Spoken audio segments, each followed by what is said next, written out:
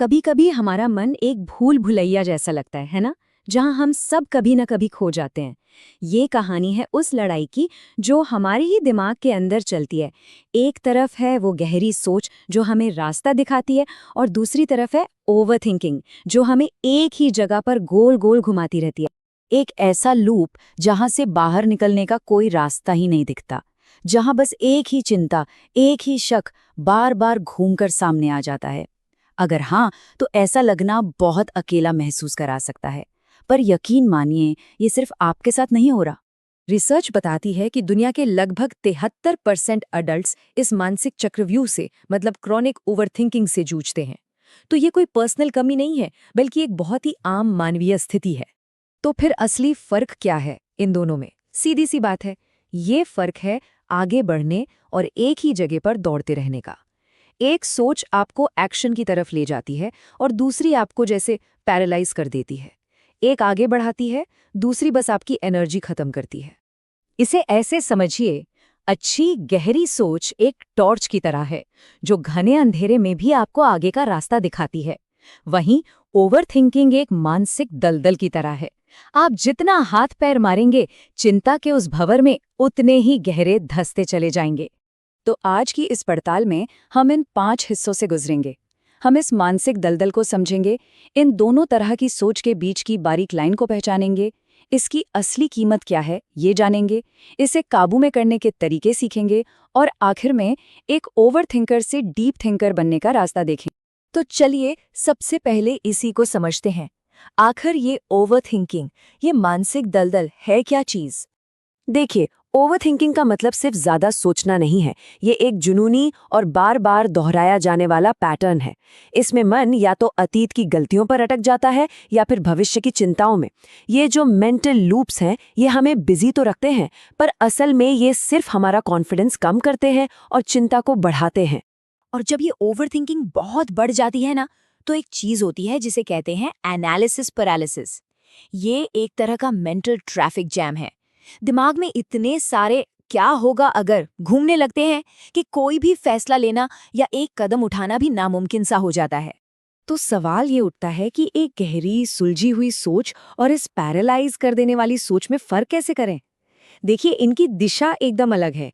एक सीढ़ी की तरह ऊपर ले जाती है तो दूसरी एक भंवर की तरह नीचे खींचती है। इसे समझने का एक बहुत आसान तरीका है। बस खुद से 2 सीधे सवाल पूछने हैं। पहला, ये सोचने से कैसा महसूस हो रहा है?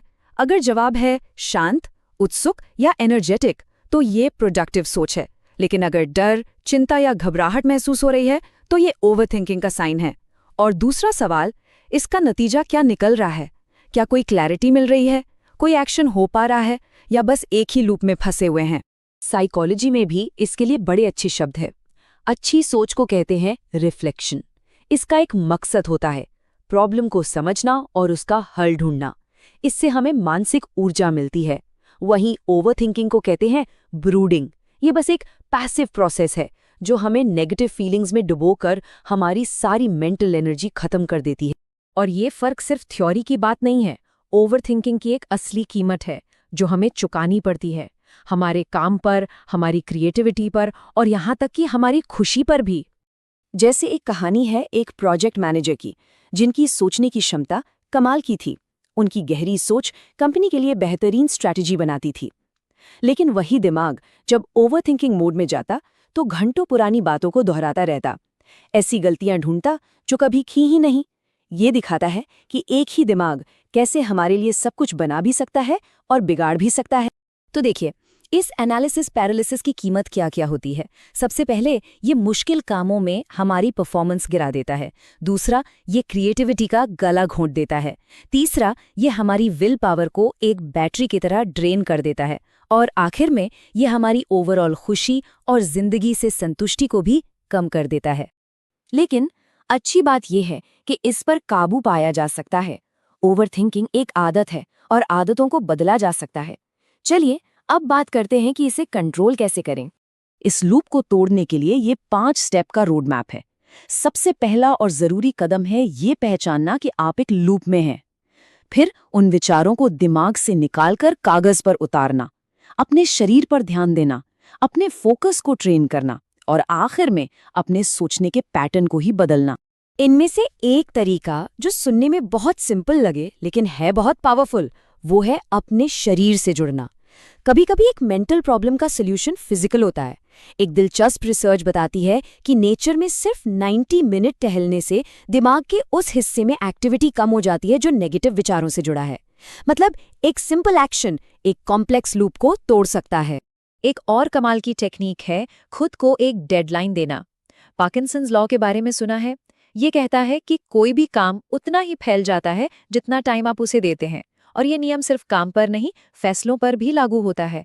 एक डेडलाइन सेट करने से एनालिसिस खत्म होता है और एक्शन लेने का दबाव बनता है। तो अब आते हैं आखिरी पड़ाव पर। हमारा असली मकसद क्या है? ये सिर्फ एक बुरी आदत छोड़ना नहीं है, ये अपने सबसे शक्तिशाली टूल यानी अपने दिमाग पर महारत हासिल करने के बारे में है। एक बात साफ समझनी होगी, हमारा गोल सोचना बंद करना बिल्कुल नहीं है। गहरी सोच तो हमारी सबसे बड़ी ताकत है। असली लक्ष्य है अपने विचारों का मालिक बनना, उनका गुलाम नहीं। सवाल यह है कि लगाम किसके हाथ में है। जब आप कंट्रोल करते हैं तो वो सोच आपको शांति और एनर्जी देती है। तो अगर इस पूरी बातचीत से सिर्फ एक चीज याद रखनी हो तो वो है ये एक सवाल। अगली बार जब भी विचारों में बहुत गहरे डूबे हों तो बस एक पल रुककर पूछें, क्या यह सोच मुझे किसी क्लैरिटी की तरफ ले जा रही है या सिर्फ थका रही है? आपका जवाब ही आपको बता देगा कि आपके हाथ में मशाल है या आप दलदल में फंसे हैं।